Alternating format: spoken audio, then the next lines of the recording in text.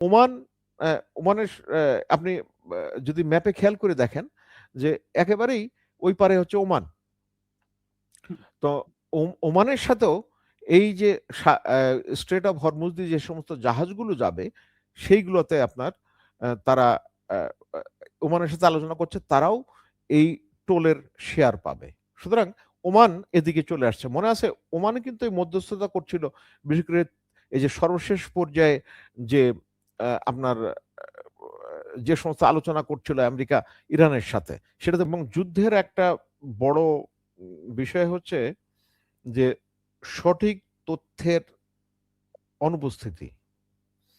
উভয় পক্ষই বিভিন্নভাবে কথা বলে এবং ওখানে নিরপেক্ষভাবে সেটা যাচাই করার সুযোগ খুব কম। এটা গেল একটা দিক। দ্বিতীয় দিক হচ্ছে আমরা যে সমস্ত খবরগুলো পাই সেটা প্রধানত আপনার এই পশ্চিমা গণমাধ্যম, এবং পশ্চিমা গণমাধ্যম সবসময় আমেরিকার পক্ষেই কথা বলে। সুতরাং ওখানে প্রকৃত কি হয়েছে সেটা বলা যাচ্ছে না, তবে একটা পাইলট উদ্ধার হয়েছে সেটা ঠিক আছে, যেটা আপনার বেশি দূরে না, ওটা ইয়ে করছে এফ এফ 15-এর। কিন্তু আরেকজন যিনি আছে উনি ফুল কর্নেল পদমর্যাদার উইপন অফিসার যেটা বলে, তো তার ব্যাপারে উদ্ধার করার ব্যাপারে এখনো কোনো স্পষ্ট তথ্য পাওয়া যায়নি। জি, তাহলে কি এটা সম্ভাবনা রয়েছে যে ইরান সেই পাইলটকে আটক করে রেখেছেন, বা ইরান কি আসলে আটক করে বিষয়টা গোপন করে রাখার কোনো সম্ভাবনা রয়েছে? এটা গোপনও রাখতে পারে, কারণ গোপন রাখলে এখন মনে করেন যে একজন অপারেশনাল পাইলটকে যদি আটক করা হয়, তার কাছ থেকে অনেক তথ্য পাওয়া যেতে পারে, এবং তারা কি ধরনের যোগাযোগ করে, কি ধরনের যোগাযোগ করে, কোন মাধ্যমে যোগাযোগ করে, সেগুলো যদি তারা জানতে পারে, তাহলে তো তাদের পক্ষে তার কাউন্টার মেজার, অর্থাৎ সেটাকে রোধ করার জন্য কি ধরনের ব্যবস্থা না যায় সেটা উদ্ভাবন করতে পারে। এখানে একটা জিনিস আপনাকে স্পষ্টভাবে সবারকে আমি অনুরোধ করছি বিবেচনা করার জন্য, সেটা হচ্ছে যে যুদ্ধ আমরা দেখছি আপাতত তিনটা দেশ, ইরান এক পক্ষ, আর ইসরায়েল এবং আমেরিকা আছে। কিন্তু ইরান অতি গুরুত্বপূর্ণ দেশ। এই জায়গায় খুব গুরুত্বপূর্ণ আপনারা স্মরণ করবেন, চায়না, রাশিয়া এবং ইন্ডিয়া মিলে RIC বলে, রাশিয়া, ইন্ডিয়া, ইন্ডিয়া, চায়না।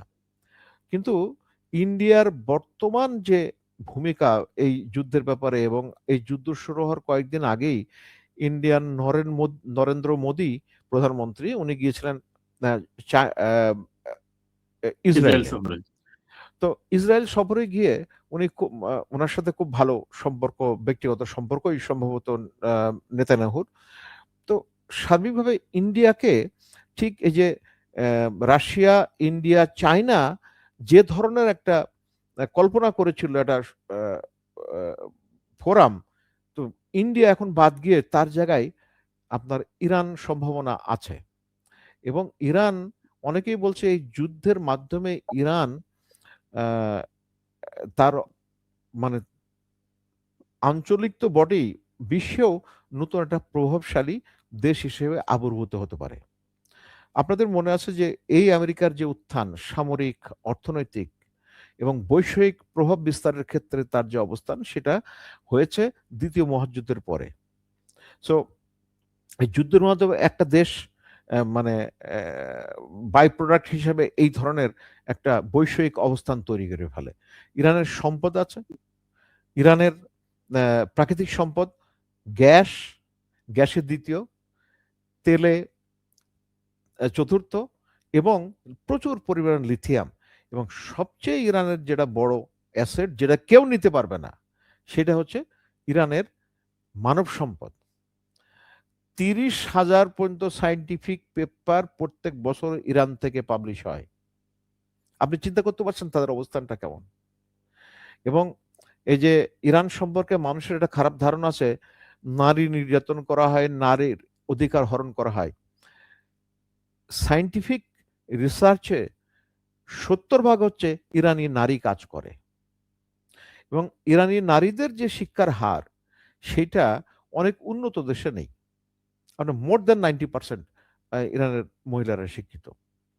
তো ইরান তাদের এই জনগোষ্ঠীকে তৈরি করেছে। সুতরাং প্রাকৃতিক সম্পদের সাথে এই জনসম্পদ। আর আপনি খেয়াল করে দেখেছেন যে ইরান তাদের যুদ্ধ কৌশল এমনভাবে সাজিয়েছে, ওই একজন লিডার মারা গেলেও পরবর্তী আরেকজন তার দায়িত্ব নিচ্ছে। সে যদি মারা যায় তারপরে আরেকজন দায়িত্ব নিচ্ছে। এটা হচ্ছে যুদ্ধের একটা কলা কৌশল। সুতরাং এটা এক কেন্দ্রিক নেতৃত্ব না। আর এই যে ২৫শে ২০২৫-এ জুনে যে আক্রমণ করেছিল তারপরে ইরান অনেক শিক্ষা নিয়েছে। এইজন্য তারা তাদের যে ৩১টা প্রদেশ আছে সেই প্রদেশে তাদের পুরা যুদ্ধ সরঞ্জামাদি ওদের ৩১টা জায়গায় তাদের বিন্যস্ত করেছে এবং সেখানে তাদের লিডারশিপ আছে। তারা স্বাধীনভাবে সিদ্ধান্ত নিতে পারে। তাদের কেন্দ্রের সিদ্ধান্তের জন্য তাদের অপেক্ষা করতে হয় না। আর এর সাথে আরেকটা যোগ আছে, তেহরান রাজধানী কেন্দ্রিক আর একটা কমান্ড স্ট্রাকচার এবং সেখানে সমরাস্ত্র সন্নিবেশ করা হয়েছে। তো এখানে একটু আগে আমি যে বললাম যে ইরানের গুরুত্বটা রাশিয়া এবং চীনের কাছে কিভাবে বেড়ে গেছে এবং তারা চায় না যে ইরান কোনোভাবেই এই যুদ্ধে হেরে যাক এবং তাদের সাহায্য করার ধরনটা আহ, প্রত্যক্ষভাবে করা ইরানের দরকার নেই। তো ইরানের দরকার হচ্ছে আহ, তার যে সমস্ত সমর সম্ভার আছে সেইগুলোর যেন আহ, আহ, মজুদটা যেন কমে গেলে তারা সেটা আবার পূরণ করতে পারে এবং সেই জন্য আপনার শুনছেন গণমাধ্যমে আসছে চীন থেকে জাহাজ গেছে ওই ধরনের আহ, আহ, জিনিসপত্রগুলো নিয়ে, যেমন মিসাইলের সরঞ্জামাদি নিয়ে সেগুলো তারা নিয়ে গেছে। তো এইভাবে তাদের সমর্থন দিচ্ছে। আবার যদি আপনি ইউএন সিকিউরিটি কাউন্সিলে সেখানে চীন এবং রাশিয়া ইরানের পাশে দাঁড়িয়েছে। এবার আবার নতুন যোগ হয়েছে আপনার ফ্রান্সের প্রেসিডেন্ট ম্যাক্র, উনি আবার মানে ফ্রান্সও যোগ হয়েছে। মানে সিকিউরিটি কাউন্সিলের 5টা হচ্ছে স্থায়ী সদস্য, আমেরিকা, ব্রিটেন, ফ্রান্স, চীন এবং রাশিয়া। তো এই 5টার মধ্যে 3টাই এই আমেরিকার যে যুদ্ধ গ্রাউন্ড ইনভেশন অর্থাৎ ভূমিতে আক্রমণের যে ব্যাপারটা সেটা অনুমোদন পায়নি। তার মানে এই যুদ্ধটা আমেরিকারা প্রথম থেকেই যেটা সমস্যায় পড়েছে, এই যুদ্ধের যৌক্তিকতা তুলতে পারেনি, তার ফলে তার নিজের দেশের ভিতরে সেটা গ্রহণযোগ্যতা পায়নি। আবার সামরিক বাহিনীতে এই যে এতগুলো জেনারেল তারা বলছে না আমরা এটা রাজি না, সেটাতে রাজি হয় না। এটা হচ্ছে মূলত ইসরায়েলের যুদ্ধ, মানে ইসরায়েলের হয়ে আমেরিকা যুদ্ধ করছে, এই ধরনের কথাবার্তা আসছে এবং তার ফলে এই যুদ্ধের গ্রহণযোগ্যতা আমেরিকাতে কমে গেছে এবং সারা বিশ্বেই কমে গেছে। জি। জি। আচ্ছা, আমি আমরা শেষ পর্যায়ে আছি। একটা প্রশ্ন করে শেষ করব, যে সেটা হচ্ছে যে আমেরিকা ইরানকে আলটিমেটাম দিয়েছেন বা ট্রাম্প আলটিমেটাম দিয়েছেন। ইতিমধ্যেই তার ট্রুথ সোশ্যালে সে পোস্ট করেছেন, আগামীকালকের মধ্যে চুক্তি না হলে ইরানকে নরকে পরিণত করা হবে।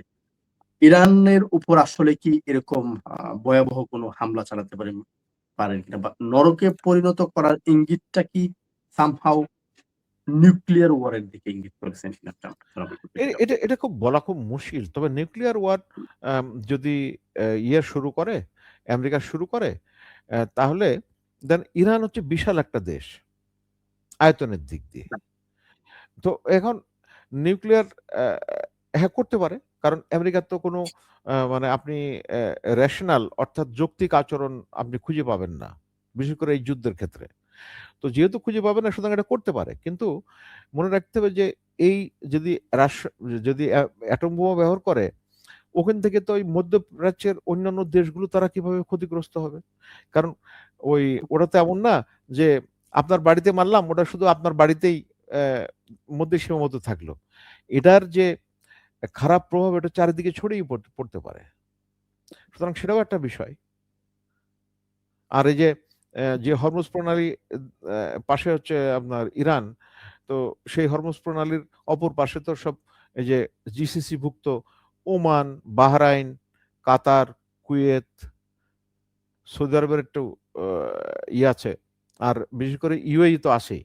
তাহলে তাদের কি হবে? সুতরাং আমি খুব একটা বেশি সম্ভাবনা দেখছি না। তবে ট্রাম্পের ব্যাপারে কোনো কিছুই নিশ্চিত করে বলা যায় না। যে কোনো কিছু করতে পারেন। আর তোমার আপনাকে আমি আরেকটা আ গুরুত্বপূর্ণ একটা তথ্য দিই যে অ্যা ইরানের লিডারশিপটা এমন করছে যে তারা মনে করেন যে কে যে নেতৃত্ব দিয়েছে, যেহেতু তারা টার্গেটেড কিলিং করছে, তো সেটা থেকে অ্যাম তারা একটু আ দূরে থাকার জন্যে কাজ ঠিকই হচ্ছে, কিন্তু ওই লিডারশিপ সামনে আসছে না। আপনি খেয়াল করে দেখেন যে কিছুদিন আগে হিজবুল্লাহর টপ লিডারশিপ মেরে ফেলা হয়েছিল। কিন্তু সেই হিজবুল্লাহ এখন কি ধরনের ব্যতিব্যস্ত করে দেখছেন।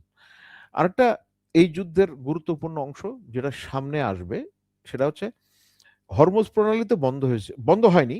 এটা হচ্ছে কিছু দেশের জন্যে তারা আ এটা বন্ধ করেছে। মানে যেমন আমেরিকা, ইসরায়েল এবং এই যুদ্ধে যারা আমেরিকা, ইসরায়েলকে সহায়তা করছে, সেই সব দেশগুলো বাদ দিয়ে সবগুলো দেশের জাহাজ ওখান দিয়ে যাচ্ছে। তো ইরানের একটা বিরাট লাভ হইছে। একটা হচ্ছে ইরানের তেল রপ্তানি বেড়েছে। আরেকটা হচ্ছে এই শুল্ক বাবদ বছরে প্রায় তারা $1 ট্রিলিয়ন ইনকাম করতে পারে। ইরান আবার আরেকটা স্মার্ট মুভ করেছে। সেই স্মার্ট মুভটা হচ্ছে যে ওমান ওমানের আপনি যদি ম্যাপে খেয়াল করে দেখেন যে একেবারেই ওই পারে হচ্ছে ওমান। তো ওমানের সাথেও এই যে স্ট্রেট অফ হরমুজ দিয়ে যে সমস্ত জাহাজগুলো যাবে, সেইগুলোতে আপনার তারা আ আ ওমানের সাথে আলোচনা করছে, তারাও এই টোলের শেয়ার পাবে। সুতরাং ওমান এদিকে চলে আসছে। মনে আছে ওমানে কিন্তু এই মধ্যস্থতা করছিল, বিশেষ করে এই যে সর্বশেষ পর্যায়ে যে আপনার যে সমস্ত আলোচনা করছিল আমেরিকা ইরানের সাথে, সেটাতে